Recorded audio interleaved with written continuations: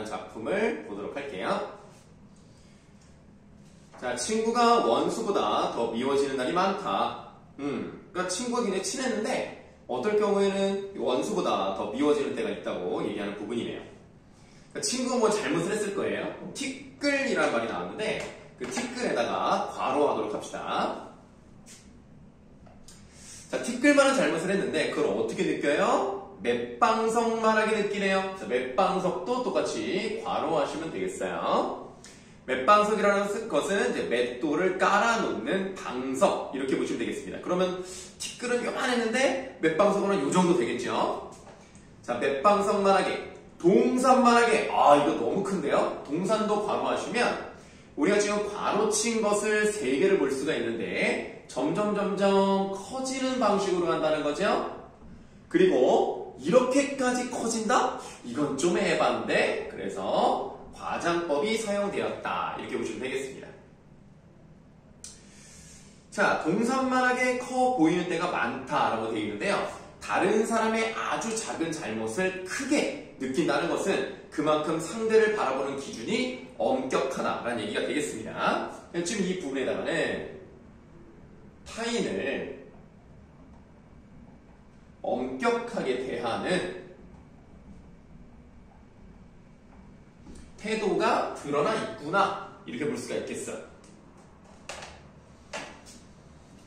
그래서 세상이 어지러워질수록, 좀 다르게 말하면 좀 각박해질수록, 인정이 없어질수록 남에게는 좀 딱딱하게, 야박하게 군다 이런 얘기죠. 남에게는 엄격해지고 내게는 너그러워지나 보다. 내가 잘못한 거는 그럴 수도 있지 라고 하면서 상대방이 잘못한 것은 어떻게 그럴 수가 있느냐, 뭐 내로남불이라고 할까요? 뭐 그런 것들이죠. 그래서 돌처럼 자라지고 자잘자잘해지고 굳어지나 보다 라고 되어 있습니다. 자, 돌에다가 사용할게요. 자, 돌이라는 것은 어때요? 단단하고요. 바뀌지가 않고 요만큼 조그마니까 속이 좁고 좀 이렇게 굳어있는 그런 모습을 비유적으로 표현하는 겁니다. 생각이 좁고요.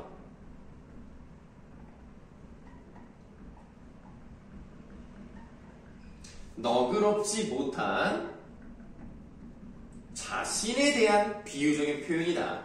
그래서 이 글은 자신의 삶을 좀 반성하고 있는 모습이 나타나는구나 이렇게 보시면 되겠습니다. 그래서 이어는 멀리 동해바다를 내려다보며 생각을 합니다. 그럼 동해바다를 보면서 자신에 대한 성찰을 하니까요. 동해바다는 일단은 긍정적인 소재라고 보시면 되겠어요. 그리고 돌보다 어마어마하게 넓은 거니까 관용적이라던가 너그러움, 포용 이런 것들을 나타낸다고 보시면 되겠죠? 자, 너그러움을 상징할 수 있고요. 또는 깨달음을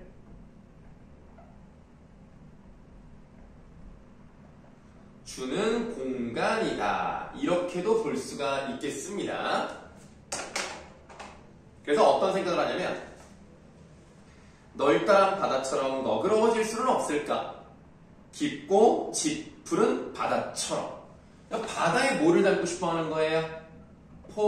포용력을 닮아가고 싶은 겁니다.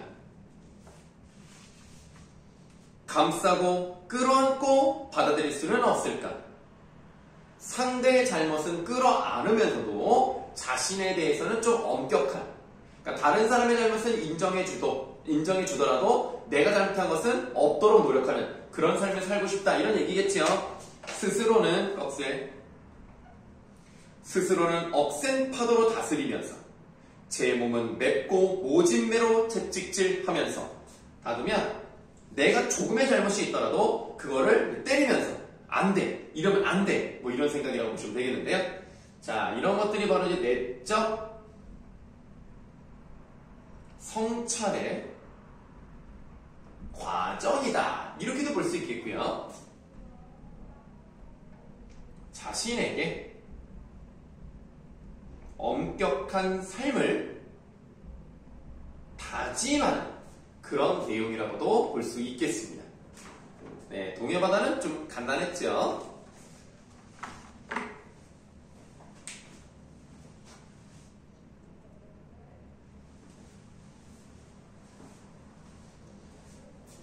자, 이번에는 푸른 하늘을 이라는 김수영의 작품을 보도록 하겠습니다. 일단은 우리가 시에서 푸르다라는 시각적 이미지가 나오면 95% 이상은 다 긍정적이다. 이렇게 보시면 되겠습니다.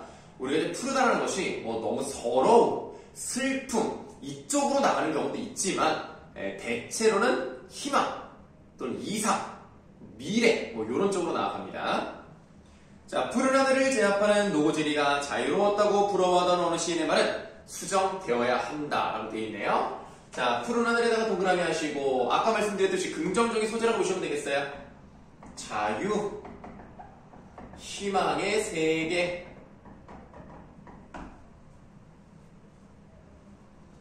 자, 이렇게 푸른 하늘을 제압하는 이라는 표현은 마음껏 날아다니는 이렇게 해석을 하는 거예요. 푸른 하늘, 즉 자유와 희망의 세계를 마음 놓고 다니는 저 노고지리를 새 이름입니다. 노고지리가 자유로웠다고 부러워하던 어느 시인의 말은 잘못됐다는 거예요. 바꿔야 된다는 겁니다. 왜냐하면 저렇게 푸른 자유와 희망은 거저 주어지는 게 아니기 때문입니다. 그렇게 푸르게 되기 위해서는 어떻게 해요? 그 수많은 노력과 심지어는 피를 흘리는 그런 역사가 있어야 된다는 얘기죠. 김수영이라는 사람은 1950년대, 60년대를 살았기 때문에 전쟁과 독재, 4.19 혁명 이런 것들을 다 경험했던 사람입니다. 그래서 자유가 거저 주어지는 것이 아니라는 것을 잘 알고 있던 사람이고요. 이런 것들을 우리가 어떻게 해나가야 되는 것인가? 우리의 잘못은 없는 것인가? 반성도 해보고 앞으로 더 나아가야 되는 그런 길을 제시하는 사람으로 유명한 시인입니다. 그래서 이 1연에다가 뭐 여백이 많으니까 한번 써보도록 할게요.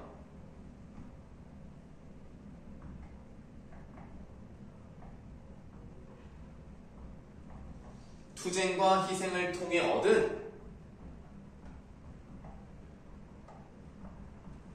자유라는 사실을 간과 한 것일 수도 있기 때문에 이렇게 그냥 부러웠다. 아, 저렇게 좋은 세상을 살다니. 이렇게만 말할 수는 없다는 겁니다. 왜 그게 푸른 하늘이 될 수밖에 없었는지 그 투쟁의 과정을 잊으면 안 된다. 이 얘기입니다. 자유를 위해서 비상에 본 일이 있는 사람이면 알지. 대가를 치러본 사람은 알 거라는 거예요. 노고지리가 무엇을 보고 노래하는가를. 어째서 자유에는 피해 냄새가 섞여 있는가를. 피해 냄새 동그라미 하시고 우리가 얼마 전에 4.19 4.19였죠. 그래서 4.19 혁명이 일어난 지 벌써 60년이 일어났으니까 꽤 됐죠. 40년도 넘었고 60년이 넘었습니다. 그렇게 4.19 혁명 때 죽은 사람도 한 180명 정도가 있었고요. 다친 사람도 3,000명인가요? 정확히 기억이 안 나네요. 많은 사람이 죽고 다쳤습니다. 그런 게 없었으면 지금 우리가 이렇게 자유민주주의를 누릴 수 없었을 거예요. 그래서 피해 냄새 동그라미 하시고 이 피해 냄새라는 것은 희생, 투쟁 이런 냄새가 있을 수밖에 없다는 거예요. 피해 냄새가 섞여 있는가를 혁명은 왜 고독한 것인가를 고독하고 외롭고 힘들지만 해나가야 된다는 겁니다. 이것이 진정한 혁명의 본질인 거죠. 가만히 있어서는 절대로 좋은 역사가 찾아올 수가 없어요. 왜 고독합니까? 그런 것들을 힘들더라도 스스로 감내할 수 있어야 하기 때문이죠. 혁명은 왜 고독해야 하는 것인가를. 김수영 씨는 어렵지 않거든요. 어떻게 보면 구조가 간단하지만 그 구조 속에 강한 메시지가 담겨있는 특징이 있습니다. 김수영 씨는 그래서 배울만 하다는 거 말씀드립니다.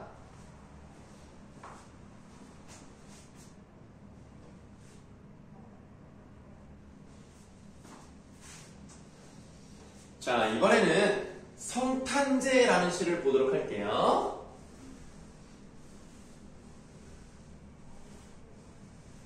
성탄절을 말하는 거예요. 성탄제라는 것은 우리가 이제 크리스마스 있죠? 성탄절인데 크리스마스가 어떤 날이에요? 뭐 연인과 함께 즐거운 시간 보내는 날? 가족과 함께 즐거운 시간 보내는 날. 틀린 건 아니지만 부처님이 태어나신 건 아니고 예수가 태어난 날을 부처님이라고 했으니까 예수님이라고 할게요. 예수님이 태어난 날을 이제 크리스마스, 성탄절이라고 하는데 그걸 여기서 이제 성탄제라는 표현을 썼습니다. 예수가 이 땅에 태어난 이유는 뭐겠습니까? 지옥에 갈 수밖에 없는 불쌍한 인간을 구해주기 위해서 십자가에 못 박혀 돌아가심으로 모든 사람의 죄를 용서해주고 자기가 그 모든 짐을 짊어지고 갔다는 거죠. 그러니까 뭐 교회를 다니든 예수를 믿든 안 믿든 간에 예수가 이 땅에 왜 왔는지에 대한 얘기를 말씀을 드리는 건데, 그러니까 그 예수가 자신을 희생함으로써 온 인류를 구원했다는 것은 아주 대단한 사랑이다, 이렇게 말씀을 드리는 겁니다. 자, 그러면 이 성탄제라는 것이 단순히 크리스마스, 쉬는 날 이렇게 보시면 안 되고 희생과 사랑의 아이콘으로서 성탄절이 나오는 거죠. 자, 그럼 이 당시에 어떤 일을 경험했기에 성탄제의 그런 희생정신을 느꼈는가 보도록 하겠습니다. 좀 먼저 이제 밑밥을 하나 깔아드리면, 이 시적 화자가 어렸을 때 자기가 경험한 것을 쓴 그런 이야기하는 그런 구조라고 보시면 되겠습니다. 겨울에 눈이 내리는데 눈이 내리는 그 모습을 보고 그 눈을 보니까 과거에 눈 오는 날에 자기가 어떤 경험을 한 거지, 그거를 그려내고 있는 시입니다. 어두운 방 안에, 자, 어두운 방에다가 세모하세요. 그럼 어둡다라는 것은 일반적으로 부정적인 느낌을 준다, 이거죠. 좀 어두운 방이니까 우울한 그런 느낌을 줄 수 있어요. 그런데 어두운 방 안에 바알간 숯불이라고 돼 있어요. 바알간 숯불에다가 네모하시고, 뭐 시적 허용 사용됐다는 거 말씀 안 드려도 알 거라고 생각을 하고요. 바알간 숯불이니까 요거랑 다른 이미지가 나타나겠죠. 따뜻한, 뭐 아늑한 그런 느낌을 줄 수 있다는 겁니다. 그렇다면 우리가 지금 위에 부분하고 아래 부분하고 서로 어때요? 색채 대비가 일어났구나 라는 것도 알 수가 있겠고요. 그 다음 좀 다르게 표현한다면 어둠과 밝음의 대비가 일어났구나, 이렇게도 볼 수가 있겠습니다. 이 시는 시각적 심상의 대비가 잘 나타나는 시이기 때문에 내용도 중요하지만 그런 대비되는 요소도 알아두어야 되겠습니다. 외로이 늙으신 할머니가 애처로이 찾아드는 어린 목숨을 지키고 계셨다. 이 어린 목숨이 시적 화자를 말하는 거예요. 시적 화자가 이때 아팠거든요. 열이 많이 나고 살지 죽을지 모르게 너무너무 힘들었던 그런 과거의 기억을 회상하면서 이야기를 하고 있는 거죠. 이윽고 눈 속을 아버지가 약을 가지고 돌아오셨다. 아버지가 아니었으면 약도 못 먹었겠네. 그럼 눈에다가 세모를 하시면 아버지가 눈을 헤치고 오셨으니까 얼마나 추우셨겠어? 그럼 이제 세모 친 건 뭐예요? 아버지의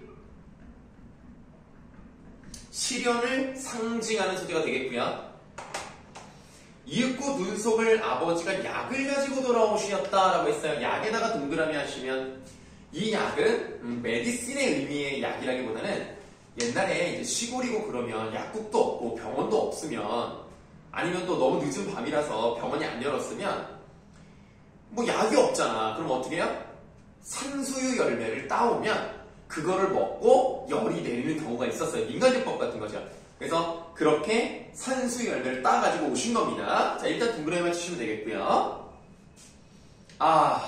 아버지가 눈을 헤치고 따오신, 다시 한번 눈 세모하시고, 그 붉은 산수유 열매, 자, 붉은 산수유 열매 크게 동그라미 하시면 지금 여기도 뭐예요? 색채 대비가 일어났다는 것을 알 수가 있고요. 그리고 붉은 산수유 열매가 아까 약과 같은 거니까 요 동그라미 친 거에서 아버지의 헌신적인 사랑을 느껴볼 수 있겠다.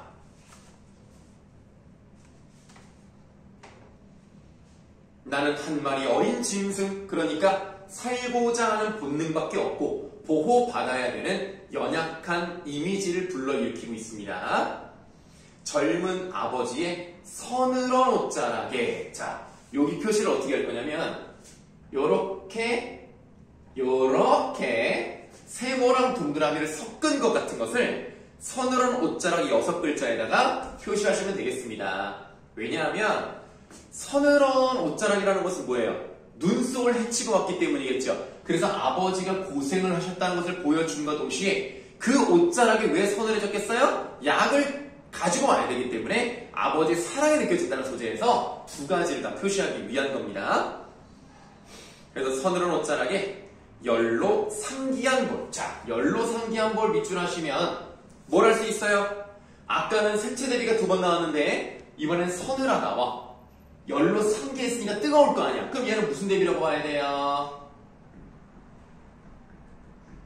촉각적 심상의 대비가 이루어졌구나 라는 것을 알 수가 있겠네. 자, 열로 상기한 볼을 말없이 부비부비는 것이었습니다. 이따금 뒷문을 눈이 치고 있었습니다. 자, 이 눈은 아버지가 고생한 눈으로서의 의미가 아니죠. 그래서 여기는 눈에 메모를 하시고 이때 눈이 내렸던 날이 기억이 나는 거야. 현재 이 사람이 지금 30 정도 됐거든요. 30 정도 돼가지고 눈 내리는 걸 본 거야. 크리스마스 때. 그거를 보면서 아 맞아. 내가 아팠을 때 아버지께서 산수 열매를 따오셨지. 그날에 눈이 그렇게 내리고 있었지 라는 것을 떠올린다는 점에서 얘는 뭐예요? 과거 회상의 매개체로서 역할을 한다는 거. 그래서 뭐 이런 것들까지 디테일하게 나올지 모르겠습니다만 이 앞에 나오는 눈하고 이 눈하고는 좀 달라요. 옛날에 그 중학교 때 이 씨가 그 실려있던 적이 있는데 이런 걸 좀 물어보긴 했었어요. 그래서 좀 알아두면 좋다. 눈이 치고 있었다. 그날 밤이 어쩌면 성탄제 밤이었을런지도 모른다. 그러니까 그 날이 12월 25일은 아니었어. 하지만 아버지의 헌신적이고 희생적인 사랑이 나타났다는 점에서 어쩌면 그 날이 진정한 의미로서 크리스마스였을 수 있다라는 얘기입니다. 그래서 여기다가 그 성탄제의 밤에다가 이미 기억으로 밑줄이 쳐져 있잖아요. 아버지의 사랑이 예수의 보편적 사랑으로 더 가치 있는 걸로 만들어지고 있으니까 승화 또는 확대 이렇게 말할 수가 있는 겁니다. 선생님은 개인적으로 이 시를 참 좋아해요. 되게 잘 썼어요.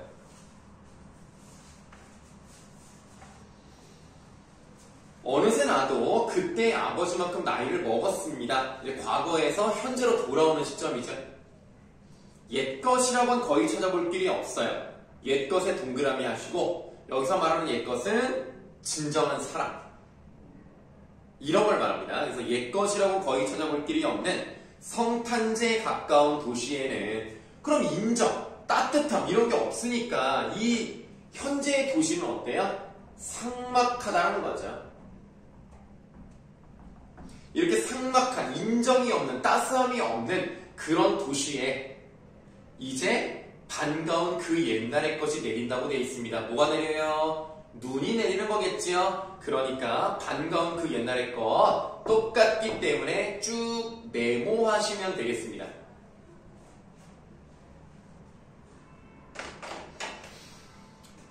자, 서러운 서른날에 이미 니은으로 밑줄이 쳐져 있습니다. 왜 서럽습니까? 아버지가 안 계신 거는 뭐 알 수는 없겠습니다만 뭐 그럴 수도 있고 그렇지 않더라도 삭막한 현실을